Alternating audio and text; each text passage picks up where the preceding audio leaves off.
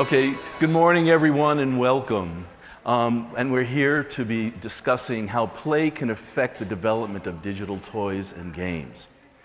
You know, and as a lot of us know, playtime has been shrinking in America with some pretty negative consequences in terms of childhood development and performance. And you know, as a response to that, the Toy Association has developed a program called the Genius of Play. And basically what we've done is we've done some extensive research, and we've spoken to over 50 experts in a variety of disciplines all around play: teachers, physicists, chemists, moms and dads, and many, many other people. And we've uncovered a number of different facts that we thought were really pretty enlightening, as well as some things were like, you know, the blinding flash of the obvious. And we took that information, we bucketed it into 6 different areas: creativity, cognitive, communication, physical, emotional, and social. And from there, we built a communication platform to tell parents and the world at large about all of these incredible benefits of play, and also encourage involvement in it. But probably the most profound thing that we found was that play exists in a variety of arenas, in a variety of forms. Play exists at home, play exists at school, play exists in stores, play exists in amusement parks. Also, both toys and games, both traditional and digital, exist simultaneously. And the most profound thing is that the kids get the best benefit from the balance of all of that together. Not screen time, not physical time, not in the classroom, not at home, but the whole balance is where they get the most effect. And so with that background, I'd like to introduce my panel. We have Sara DeWitt, who's PBS, Vice President of PBS Kids Digital. We have Dr. Erik Fisher, psychologist, author, and media specialist. And we have Dr. Jody Sherman LeVos, Director of Child Development and Learning from Mattel. And their whole, I'm not going to give any more detail about them because their bio should be in your handout, and they're pretty impressive, so I highly encourage you to read it. And we're going to play it by ear in terms of if we have enough time to do a Q&A. If we don't, we're going to be here for most of the day, and we certainly can answer any questions you have. Plus, I was talking with Tonda, we're going to have email, and you'll be able to reach out to us with questions, okay? So with that, let me welcome my distinguished panel. Okay, here we go. I've got my first question, and it's really for both Jody and Erik. Let me start with you, Jody, okay? What are some of the more pressing and relevant topics in child development that we should be concerned about, and is digital exacerbating this? So I think the answer depends on the age of the child, as well as where in the world we're talking about. So for instance, here in America, when we think about digital and parents' concerns, it's a lot to do with screen time, it's to do with lack of creativity, lack of downtime. Are kids having enough time to actually be bored is something that we're hearing more and more about. In China, I've done a lot of work over there in the last year and a half with Mattel. One of the things we hear a lot about there is concern around eyesight. Are kids focusing on something too close to their face for too long of a period of time? So I think it really depends on what parents you're talking to.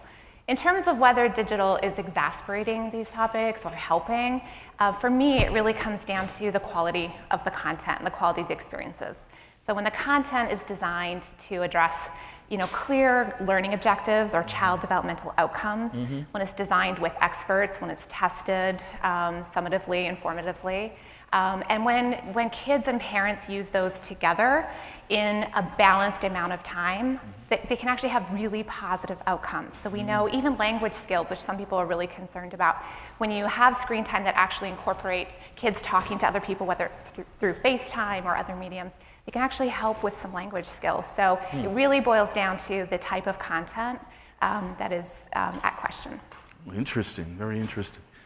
Erik. Well, I'm going to need your guys' help for this answer, okay? So I need you guys all to say we're going to have trouble, trouble, trouble, trouble. Okay, ready? Trouble, trouble, trouble, trouble. You guys remember this music, man? All right, help me out, okay? We're going to have trouble, trouble, trouble, trouble. Nobody? Come on, guys, this is about play. It's supposed to be fun, right? You are not here to sit up and look at us like a didactic lesson in school. We want interaction, we want small. The first person who says we're gonna have trouble, I'm going to give one of my books to, okay? All right, so let's see how many, we're gonna have trouble. All right, we're gonna have trouble right here in River City, right? And it starts with T. And it sounds like tech, but it's not, it's time with your kids. Okay? So the issue that we have to look at isn't that technology is a bad thing. As you all know, that's why you do what you do. Love what you do, but also like Ken was talking about, we have to find balance. It's the quality of time. Here's what I see one of the major issues to be is the commoner's dilemma. For all of you who may have taken philosophy, you may know the commoner's dilemma is when you have a field of wheat and you have all the cows from all the people have to feed off the field of wheat. If every cow feeds on that field of wheat, you're not going to have enough to go around. The field's going to die. The cows aren't going to survive, and you have a bad problem. The commoner's dilemma we have here is time and the quality of time that we have. So what we have to think about in the trends that we're looking at is how do we create quality experiences with our kids? How do we create time that we're working in with families? Because what's getting lost to me is the family structure.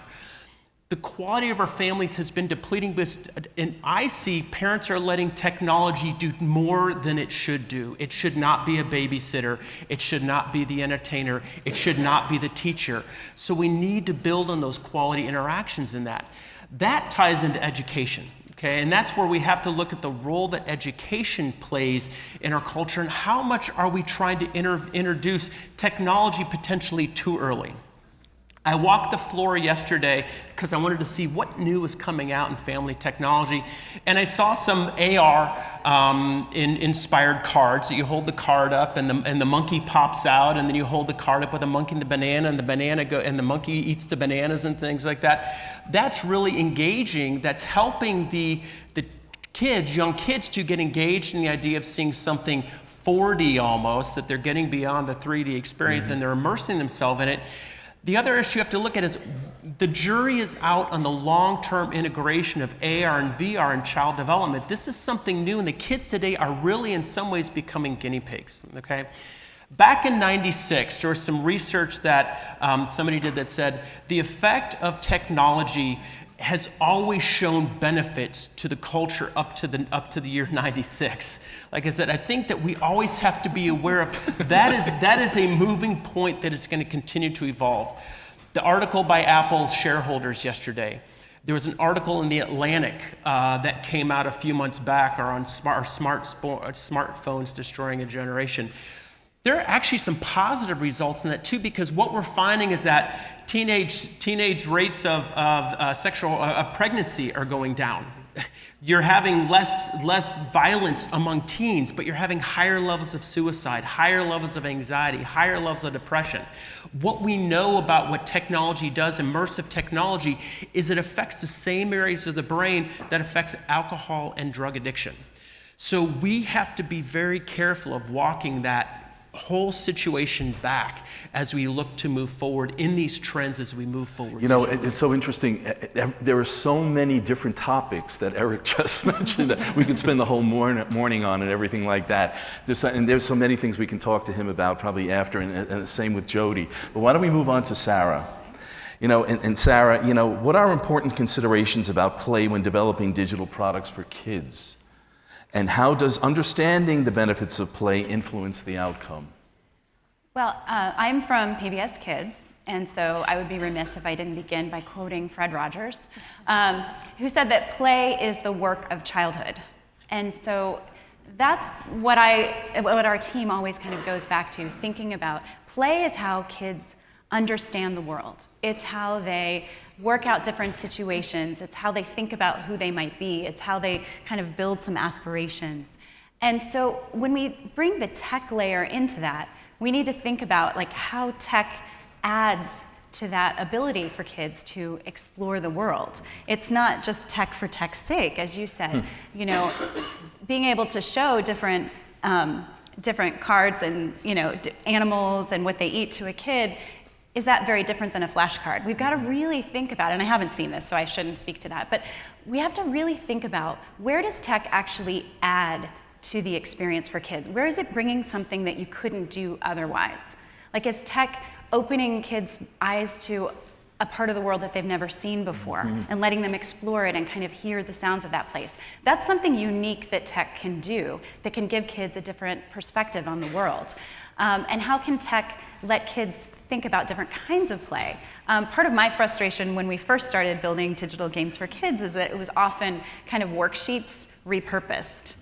And you've got to think about the different kinds of play that kids engage in and how can tech support those. Some of it is open-ended play.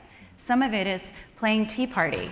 You can do that with your dolls. You can also do that with Daniel Tiger, and you can play around with these scenarios. Some of it is kind of a little bit more, how am I learning my letters? How am I doing these different things? But what does tech bring to it that can add a new layer to it? Well, that's great. That's great. Thank you.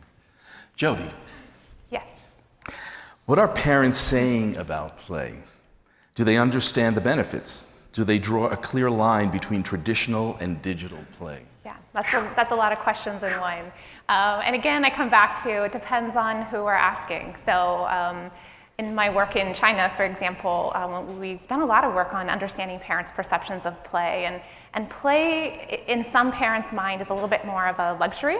It's a time that takes away from time that they could be spent learning. So it's something that maybe doesn't seem as inherently beneficial there. And so we're actually doing a lot of work to help parents understand the developmental benefits of play, the importance of play, the fact that play is a child's work and that is one of the primary ways in which they learn about the world around them. So we're doing a lot of work there.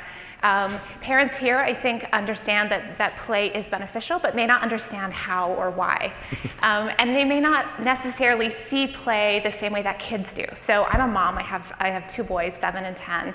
And for me, I'm very cognizant of allowing them to have time to play with digital experiences and time to play with analog physical toys. But for my kids, that's a kind of arbitrary line that I've drawn in the sand. For them, it's just play, right? They're playing Scratch, they're playing Minecraft, they're being creative, whether it's with a screen or with physical blocks and building. And so I think the way that parents understand play is evolving. I think it differs in different parts of the world. And I think that we have an opportunity to help parents understand the benefits that can come from different types of play. There's benefits of physical play that are different than unstructured open play, for example. So we can help parents understand those differences and help make sure that they have the right balance. Oh, that's great. Jody hit on something, a finding that we had gotten from our research was that in America, a lot of parents, they kind of feel that play is important, but they don't know how. Give us some, and so some of the biggest questions we've gotten from parents was, help us, give us some ideas. And give us some ideas in little sound bites, because I'm cooking dinner, my kids are fighting in the living room, and you got to help me here, And so then that's a very, very, very big problem. Hopefully we can solve with more and more information. Erik, why is it important for parents to play with their kids? One of the issues that I see today is a huge issue. I'm ready to go. No, go for it. Go for it. Go. Is an issue with attachment. If we look at issues with attachment disorders in populations that have been either kids have adopted, kids who grew up in orphanages and things like that, I see it in a spectrum, and that's one of the things I talk about in the parenting book I write, is looking at attachment as a spectrum. And many of the issues that we see behaviorally, emotionally, academically, relationship-wise, all tie to variations on the quality of attachments. When it comes to playing with kids, one of the things I encourage parents the most to do is to remember what it was like to be a kid. Too often we think as parents we're supposed to be in charge, we're supposed to know everything, and we set ourselves up to fear failure. And to me, failure tells us when it's time to learn, that's it. But if we get in the idea that if I fail, my child fails, or if my child fails, it must be because I failed, that sets up a dichotomy that we can't win. So as you're designing play, how can you educate your parents on how to play? The toy industry, the Genius of Play, is an absolutely wonderful initiative that I'm honored to be a part of, because it breaks play down into 6 competency areas: cognitive, communication, creative, social, emotional, and physical. And when you look at these different aspects, as designers and as creators, you can take those areas and you can help parents, educate parents on how to use those 6 competency areas, how your applications may generate those 6 competency areas. Because teaching parents how to be parents and not being in charge, but be at some level, a peer level with their kid, they're responsible for modeling. They're responsible for language acquisition in part. They're responsible for staying in touch with their kids. I play Roblox with my daughter. We play Minecraft. I play Barbies. I love playing Legos with her. She's 12. And we were doing Just Dance this weekend.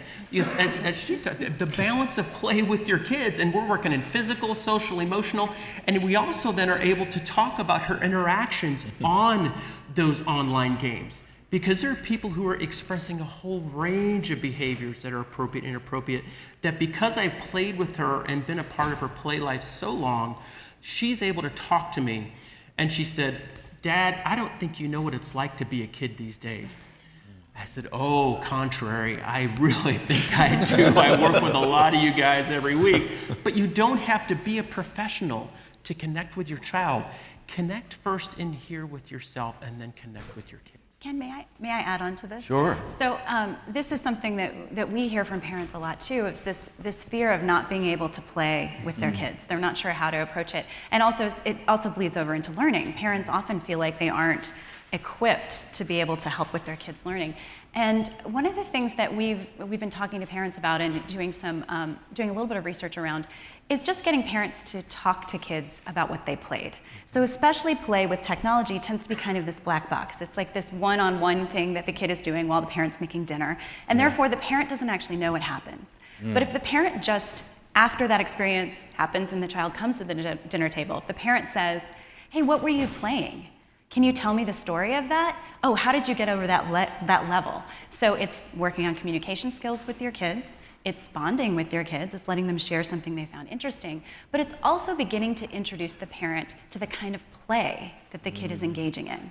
And as soon as parents see those experiences, we have heard through our research that they become a lot more relaxed about it. They feel like, oh, I can do this. Yeah, that's Yeah, great. and it's really supporting those 4 C's of 21st century learning, right? Creativity, communication, collaboration, and critical thinking. When you can engage with your child in the ways that they play and understand what excites them about what they're doing.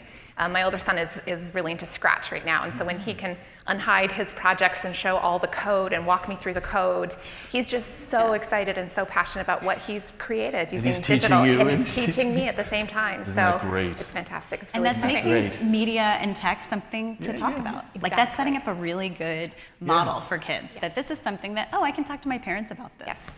It's interesting. And so much we can learn so much from our kids, and if we make the effort, to all of your guys' points about working with your children, there is one thing I do want to bring up. We just before the school break last spring, we sent out a question in social media, and we asked parents, would you allow your children to go outside and play unsupervised? We got an avalanche of comments, both yes and no. And I just wanted to bring that up because there are a lot of fears out there among parents with play, especially in our society. There's could be some big issues and everything like that. So that is all playing in. That's all part of it as well. And I think actually digital helps in a lot of ways. If parents can team up with their children, they can work on a program together in a safe environment. Not to say that kids shouldn't be outside and playing, because they definitely should. But I just wanted to raise that as Ken, you bring up a great point, because if you look at what Pokemon Go did for getting kids out in the world and running around and doing things and really exploring places they might not have, I'd love to see, and there may be apps out there that integrate nature, education with nature. There's something that they've come out with called nature deficit disorder that they really feel is something going on because kids aren't getting out. So if, as a parent, you're getting out there with your kids, you're exploring. You have an AR type of app that's able to make nature come alive and be educational, that encourages them to explore in the real world, that's more unstructured, that's going to help with the creativity. And that, again, that we're integrating parents into that play. You're developing the competency of parents, you're developing the competency of kids, and you're developing an awareness of a whole world that, to me, a whole generation has missed out on. And there is an app like that. It's There is PBS an- Kids. Nature Cat Scavenger Hunt. Awesome. Nature Cat is all about getting kids out exploring the outdoors. If you haven't seen the show, it's hilarious. It's all voiced by Saturday Night Live actors. It's really funny. Kate McKinnon plays a mouse. She's hilarious. But the app we developed and did a lot of testing with kids to really say, okay, here are different kinds of leaves. Now go find one outside. And part of the app is a compass. But it really, and it's supposed to bring parents into it as well. So just wanted to say. Super. I should have known. There's an app for that. Do you want to say something, John? Okay, Sara, you're up. Let's Okay. keep going. How is technology impacting our ability to learn and develop through play? Oh, well, as I said earlier, I feel like technology is just kind of adding some new layers onto it. It's giving us ways to help kids get deeper into their passions in some way. If kids are really into dinosaurs, well, now we have ways of getting kids deeper into it. They can go in and explore different dinosaur species through some of these apps. They can find more information and kind of explore their passions a little more deeply. I think the thing that's really interesting that we're kind of just on the edge of is also what's happening with that back channel. If we are creating these things, working with educational experts and child development experts and watching kids play, we kind of go into it believing, okay, this is something that can teach kids, and we believe they can learn from this experience. But we also can look some at how kids are playing a game and how they make right and wrong answers, right and wrong choices, and what's happening as they're playing, and begin to understand a little bit more about what a child has learned as they've played. This is very cutting-edge research. I mean, you've probably heard a lot about personalized and adaptive learning for older kids, for middle school and high schoolers. But there's a lot of research coming out right now, and UCLA, the CREST program there, is doing a lot of the most interesting stuff, I think, of trying to look at gameplay as a way to understand how kids are learning.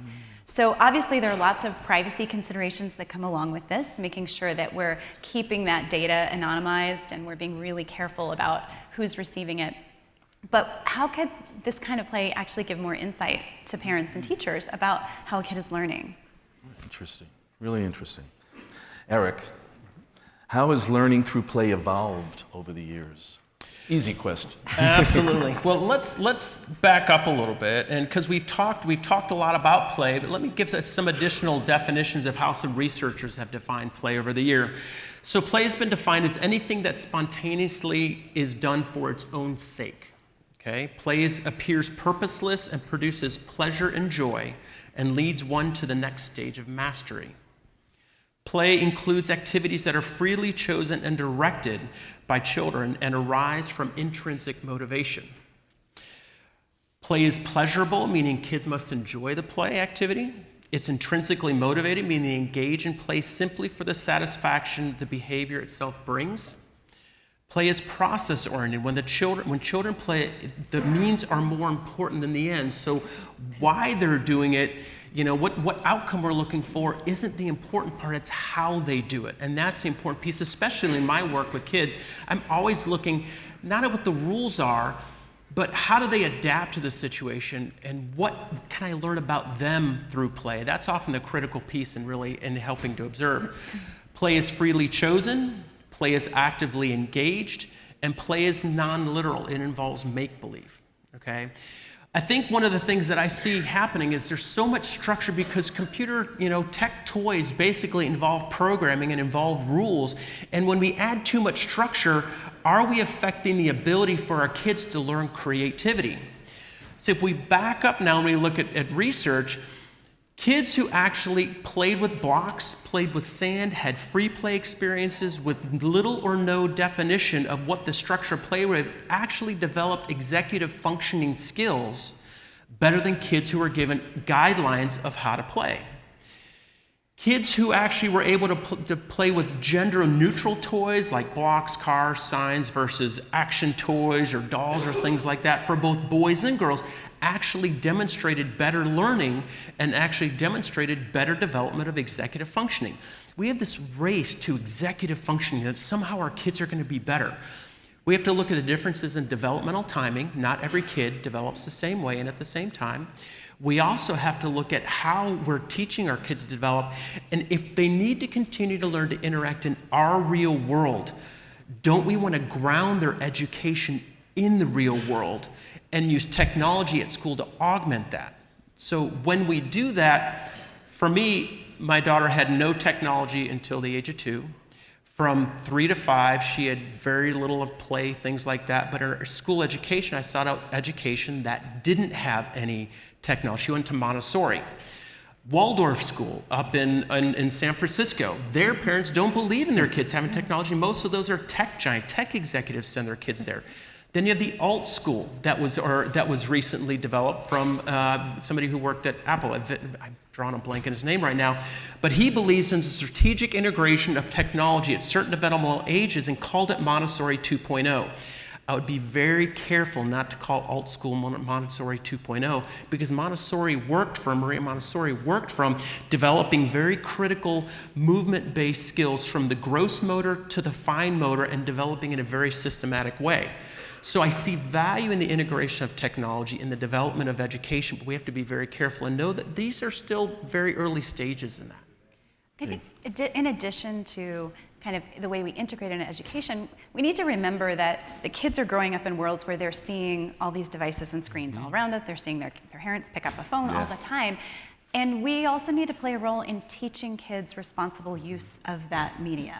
And so this is where I always get nervous when people talk about an all or nothing kind of approach, or a nothing approach, saying like kids shouldn't have any screen time at all or no tech time at all, is that then kids aren't really learning how to use it responsibly.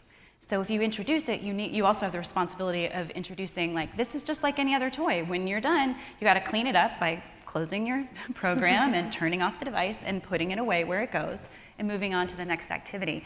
But we need to make sure we're modeling that behavior and helping kids learn about tech at the same time. Right. Do you agree with that? Oh, absolutely, absolutely. You know, it was interesting, a study just came out, I forget what study it was, but where kids, when they're working digitally with the game, or with the toy, and even a physical, you know, where they're scanning it in and all that, once they turn off the screen, they continue playing with the toy. So that, to me, that's like a really pretty good marriage of, you know, traditional and digital, like together and all, and they're saying that, and again, that whole idea of balance, it's a perfect example of that. Well, and even if we think about what are the toys we played with the most? I mean, I was a Lincoln Logs person, I was Tinker Toys, I was Legos, because it's not so structured. To me, even when Legos built more toys that had directions on how to build them, you build them and then do you want to take them apart? And you did them. No, but how many different houses or buildings or bridges did we build with those toys that lack structure? So how can you create games and activities digitally that lack structure and allow for the development of creativity? With child input. Beautiful, yeah. Okay, Sara and Jody. Jody, you first. How can technology help drive the benefits of play? We've kind of touched on this, but I think we can be more specific. Where should be the major focus of product developers in incorporating play into the latest tech products? Yeah, great. So that's where the rubber meets the road, huh, guys? Exactly. I'm going to think sort of in sort of two prongs. The first is parents. So we can help drive the benefits of play by helping parents understand those benefits. And I think, Ken, you brought this up as well. We don't want to give parents data. We need to give them insights, right? Help them understand when their kids are playing these games and they've played for this long and they've answered this many correct. What does that actually mean, right? And how can you extend that learning beyond the screen? So when the game is over, as a parent, what kind of tips have I been given that I can then extend the learning or see if kids can actually transfer that knowledge to new situations? So let's think about parents. If we want to actually help evolve these benefits of play digitally, let's make sure we're giving parents meaningful insights around play. The second is in terms of the kids themselves. Let's make sure we give them a range of opportunities to be expressive and creative and have unstructured play. Let's make sure we're understanding the ways in which kids like to play and then incorporate technology in the best ways that make sense to support that. And so really that's what we've been talking about this whole time is how do kids play? How can technology add to that? And then how can we harness what technology can do better than physical analog toys? And I think the best example of that is personalized learning. If a child is playing and the back-end system is understanding that a child struggles on a particular concept, then how do we scaffold those experiences? How do we make them a little less sophisticated? Or how do we give them tutorials or prompts or additional information to help them solve, but not get in the way and not be intrusive? So I think personalized and adaptive learning for really young kids, married with the insights for parents, is something that technology can do even better than physical analog toys. Yeah. I completely agree, and I think that's so exciting. It's kind of thinking about the ecosystem that the kid is in. It's how does the technology adapt to what the kid is doing, but then how do we bring the parent or at some point the educator into it as well? The other angle I would bring to this is really thinking about, and Jody mentioned this earlier too, is how we watch kids play as we're testing our product. So if we're thinking about this from the tech developer perspective, play testing with kids is absolutely critical. We do it every week. We have relationships with different schools that we go into, with just stacks of iPads at alpha stages, at beta stages, and just watch kids play. And this is where I think I really wish that we could challenge the industry right now for how we define success in this kind of play. So primarily what I work on is apps for kids. And a successful app is one that keeps a kid in longer and longer and longer. And so that really, you would think, if that's what you're driving for, if you're trying to get that kind of like length of experience, that when you were playtesting, you'd be looking for something that's gonna draw a kid in and have them zone out and have them only wanna do this for like 45 minutes. That's a terrible play pattern for a preschooler. Ideally, we would be looking for the kinds of play patterns we know are really great for kids, something that actually is going to get them so excited that they're going to jump up and down for a few minutes, or that they are going to want to grab the iPad and run over and show it to another kid or to a parent, or that they're going to want to turn it off and keep playing whatever they were doing. If they were, I've watched kids play with Wildcrats games on PBS Kids, and when it was time to turn it off, they kept pretending they were the animal that they were playing with. I mean, this is something that we see happening. And so if we could even think differently about how we're developing this with the best interests of kids and their play in mind and their development in mind, as opposed to really kind of focusing on what right now is considered success by the industry, I think that would be really exciting. That's great. And I think this goes back to the idea of developing apps that are friends of the family. As you think about that, because when adults design most toys for kids or apps for kids, they're thinking like an adult thinking like a kid would think. And thinking, I was a kid, I know what this is. Yeah. Exactly, and we lose track of that, so, and it's an absolutely valid point. It's engagement, and there's a difference between quality and quantity. And when we can involve quality engagement for short bursts that then gets them interested in extending their knowledge to other areas, we're developing things that they're gonna improve their communication skills because they're gonna want to talk about what they did. They're gonna improve their cognitive skills because it's gonna open up their executive functioning and the way they're thinking. So we have to be careful again about how we're looking at the development. So also have faith that kids don't need to be immersed in technology in order to become the tech giants of the future. The Bill Gates and those people weren't immersed in technology, and look what they created. So it's interaction in the real world that we extend our learning to other areas in that. Beyond that, be cognitive of creating an experience that involve progression developmentally of your users, not regression, because I see too many things that are leading to regression of our culture, and that's why we're having the problem with kids and addiction. It's not a project, it's not a product to capture the amount of time as we're all talking about. It's about capturing the quality of time and building breaks in your games. If you can't break in the middle of something, I can't tell you, my daughter will be playing something and she can't get out of it. Dad, I can't stop. If I stop, I'll lose all my progress. As a parent, parent, that is absolutely maddening because I feel for her. She's worked on this. She wants to could feel the achievement of it, but if she gets out, she loses everything. Please build in breaks and look at 15-minute time intervals even to say, okay, you can stop this now and come back to it later. That's just my own parents' advice for me, being immersed in this culture as well.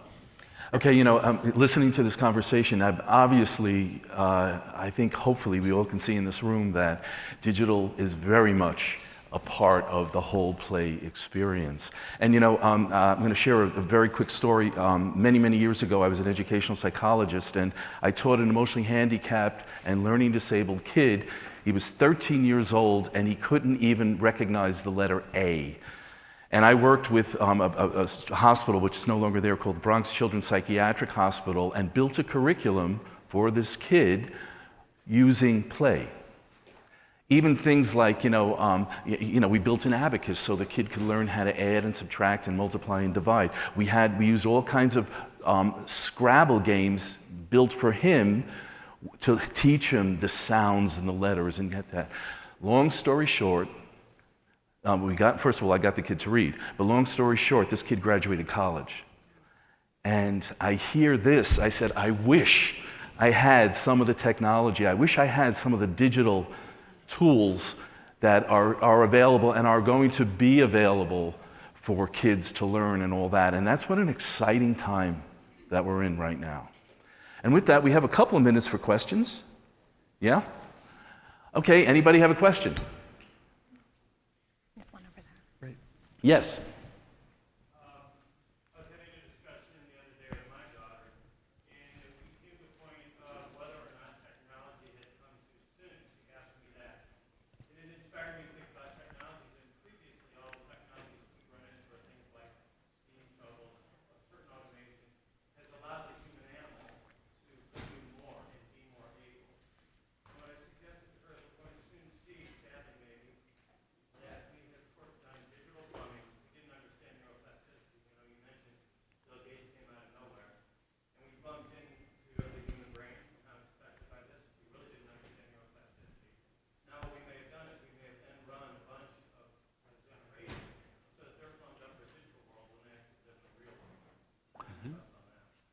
Did you guys catch all that? No, that's an excellent Yeah. point, and I think you raised a very valid point. That's why I said we're still working with guinea pigs, and we're the guinea pigs. And I've got grave concerns for our future generation because once you take the wrapper off something, you can't put it back on. We can't put the wrapper on how we've contributed to reprogramming our brains. Now, is all that bad? Absolutely not. But we have to look at research and moderation and not the experimenter's bias of finding the results we want to find, but looking at the truth of the things that have been created through this. The other thing I'll add is, 65% of kids today are going to grow up to have jobs that don't even yet exist, right? So we have a mission as parents, as educators, as thought leaders, to help prepare kids for a future that we don't even fully understand.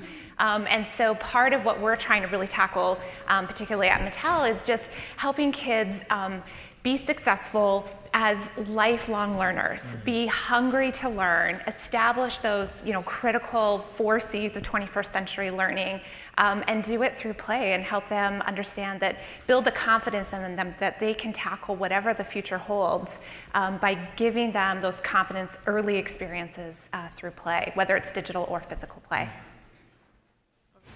There is a lot more distraction today in the whole play environment. So how do you bring focus and attention back in the game so that that actually improves instead of creating more distractions? Why don't we repeat the question first? How do you bring attention? How do you draw kids into games with all the distractions around? How do you get them focused? Well, yesterday on the floor, there was a company that's working with schools in China that they're attaching EEG bands, and they're able to live track students and see what's happening with their attention, what's happening with their brainwave patterns. When people are more engaged in beta type brainwave patterns, they're more focused. When they're in theta or alpha, they're kind of losing focus. So what you're able to do is you're able to track and see how people are actually paying attention, which can be a great technology to see how kids learning different, what engages them, what doesn't, how do you alter your teaching programs and things like that to adapt to them. In terms of parents, be aware of knowing that your kids are only going to have a certain amount of of attention. Also, the more senses you engage in the learning experience, the better the outcome, because you're getting kinesthetic, auditory, and visual learning, which is really, really important because we all have different learning styles. Some of you may be standing up out there, maybe not because there's room, because maybe you learn better when you're moving. Some people learn better if they listen. Some people need visuals. Those are the things we need to be aware of from individual awareness of how our kids are focusing, paying attention to learning, and or what distracts them. And there was a question. Yes, I'm really glad you mentioned your student with learning disabilities. I'm curious as how you find the apps you're creating and doing play, how that kind of equalizes the play area with students with disabilities. This is, if I can jump Yeah, in. sure. This is something that we've been hearing a lot. A lot of special education teachers reaching out to us to talk about how they're using some of our apps in the classroom. And I think, kind of to Ken's point, there are ways that this technology can kind of bring pieces into it that make it more accessible to some kids. So an example I'll give is we have an app called Daniel Tiger's Gorific Feelings. Daniel Tiger's Neighborhood is a show that focuses on social and emotional development. And in that app, kids are asked about a certain feeling, and then the app allows them to take a picture of themselves with that expression on their face. And then that picture, their own picture, appears throughout the rest of the game as they're playing. And so one of the conversations we had with the teacher was that act of having the child see what Daniel looks like when he's surprised, and have the child make their own surprise face, and then to see themselves surprised every time they hit a surprising moment in the game, actually was really helping them kind of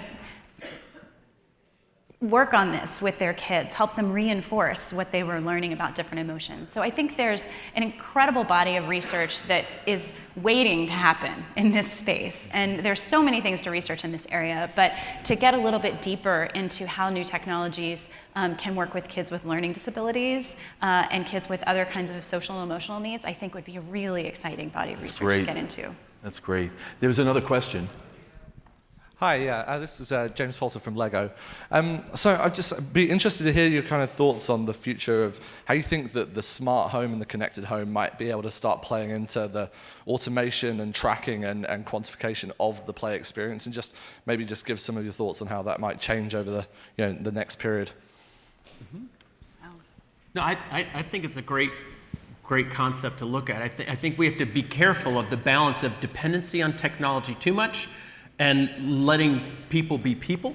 Yeah. But I think you'll be able to learn some of those sweet spots. You can learn, again, because we're all individuals, I think, again, we often force our kids to be like we are or what we learned, rather than letting them be who they are. And in that way, it could help us to... Yeah, you're absolutely right. Because that's why most kids come to me. And I'm helping their parents realize you have forced your kid into this box because of X, Y, or Z reason. So that's a lot of the things we're understanding. So if we can learn those sweet spots, that can be a great way to extend that to education and to play. But we have to understand the value of play in learning. And that's the thing that most parents really don't understand, is the power of play and learning. And I think there's going to be a white space opportunity to help companies develop, go from taking data on play and turning those into insights for parents and families. Well, everyone, our time is pretty much up. Again, we're going to be around, so if there are other questions, and also there'll be a way to reach us via email. And thank you very much for your attention. I want to thank the panelists. Thank you. Thank you. That was good.